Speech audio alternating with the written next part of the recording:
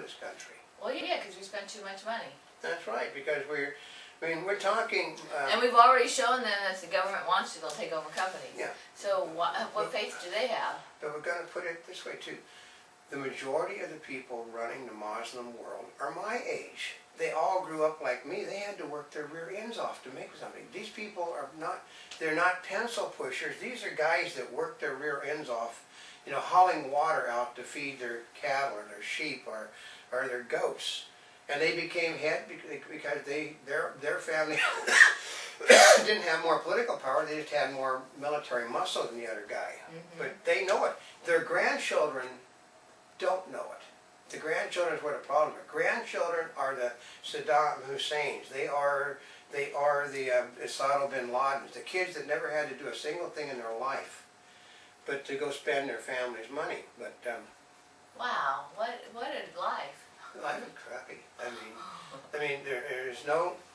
It's just like, I mean, I told Nice Spring Chick before the housing bubble busted, there was what happened, because I've lived through 2 other bubble bursts.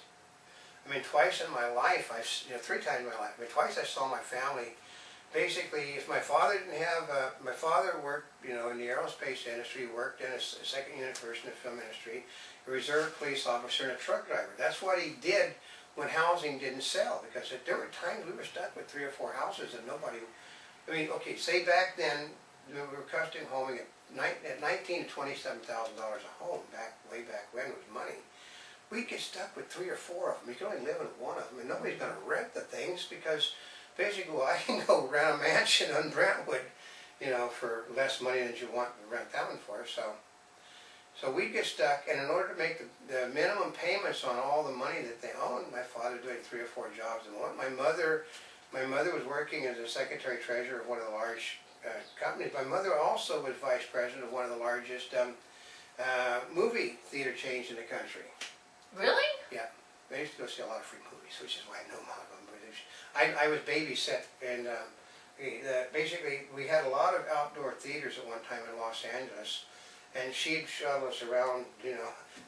We guess we wouldn't do the same movie tonight, but you know, we'd go sit there. We'd put our little folding chairs out in front of the projectors, and we'd sit down there and watch the movies. Oh, look at that! Look how big that is! It's bigger than inside. So that's what we spent our evenings. But because there really wasn't a lot of television in the late 40s and early 50s, so no. But that's what she did. She took an extra job, you know, with them, because she was a financial person. She basically had, you know, VP was basically in charge of books and all that stuff. And she knew she built up their concession areas and every one of the things to make them. You know, they basically increased the type of stuff that they were selling. That's what she actually did. Oh, so because people were buying. Yeah, a lot of what you see in movie theaters is my mother's responsibility, because she took what she learned from the fast food industry, moved it over into the motion picture theaters, and that's why you have hot dogs. That's why you have nachos. Anything that you could turn out really quick, you could get it. I mean, that's why she would, the overly salted popcorn, overly salted butter was my mother's idea. Mm-hmm. But my mother comes from practical business. Like, I mean, you look at all of these people here. Like Chrysler sold less than 100,000 vehicles, which means they're on the way to selling 1 million cars this whole year. Chrysler used to sell 5-6 million before Obama took over. Oh, really? We sold, I think before Obama took over, the automobile industry was selling like 21 million cars a year. Since he took over, they might be able to sell what Toyota was selling at one time, which is 10 million cars. Wow. Yeah. But like I said, it finally dawned on me when I'm looking at this. Why? This is ungodly bad news.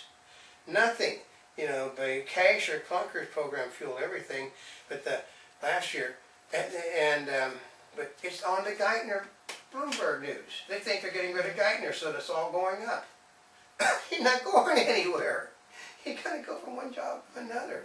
He's still going to be the head of Obama's Deficit Advisory Committee. Oh, gosh.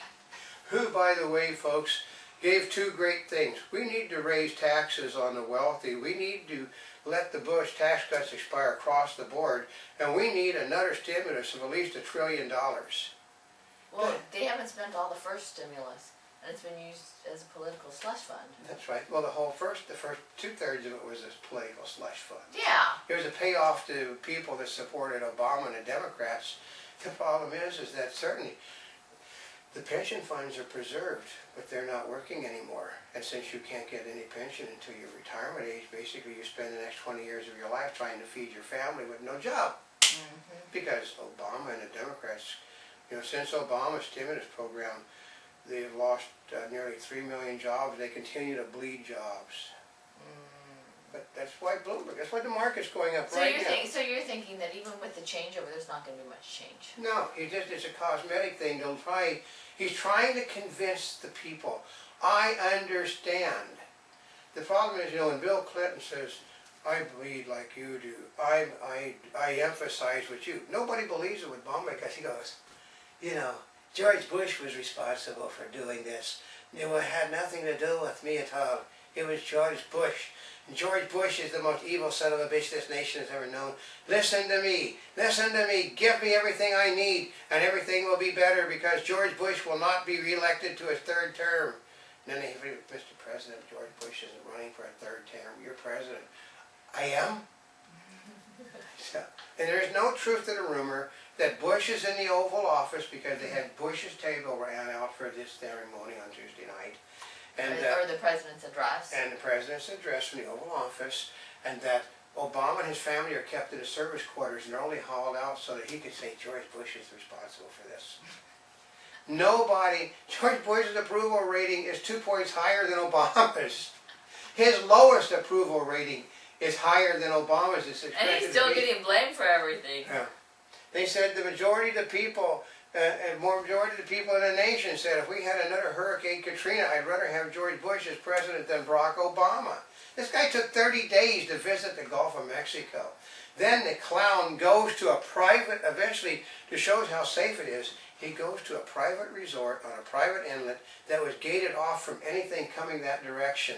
So the water was perfect. So when his children wade out into it, when he goes and eats something that basically caught in the inlet, basically it's a private resort, private beach. Everything there is stock fed. So, but they said that's how he knew it would be safe. Yeah, because everybody thought, okay, the whole trick comes is that most people assume he's a really good father. I mean, here's the trick is, everybody you talk to says that even though he is a left-winger, he is the type of person you want to have as a next-door neighbor. He's a great family man, loves his children, loves his family. So why in the world would somebody that basically cares as much about his children as he does take his children and put them in harm's way? Well, that's the part that didn't make sense. Because they never were in harm's way. No, they went to a private place that was secluded from any damage from anything and ate food that had never been any... they said there was some doubt that the food did come from, from the coast of Florida. Yeah, the coast the opposite side from Florida where there was no oil ever had. Oh, did they? Yeah. But it's still from Florida's coastline. This is his big problem. He said he doesn't understand that it takes 2.9 people in the private sector to pay for every public employee. And he said, well, a job's a job. Well, so guess what we're doing? We're increasing the number of people on the government side. And you're not increasing the people on the non-government side, which means you're writing checks to the government side that can't be covered from the private side, which is why he needs more tax money. He needs tax money to pay for his expansion of government employees. and Bloomberg basically is going to rubber stamp everything. Bloomberg basically, he's a stone-faced Jew that basically gets angry, basically gives you a worse stare than Obama does. I mean, this guy, he is inflexible, he will not budge. If he basically is sucking up to Obama and Obama tells him, go tell your dog to pee on the Republican Party, Bloomberg will send his dog over and have the dog lift his leg right on television and do it. Because they say he's a stone-cold liberal. And he will, I mean, the guy is supposed to be, because he knew he couldn't get elected to a 3rd term as a Republican, he dumped the Republican Party and went back to the Democrats so he could run again. Oh, he did? Well, he couldn't get elected on the Democratic Party side, so he became a Republican. He knew he couldn't get re-elected as a Republican, so he jumped to the independent side, which meant he's a He's actually going back to the liberal side. He was a liberal independent, which basically there is no such animal.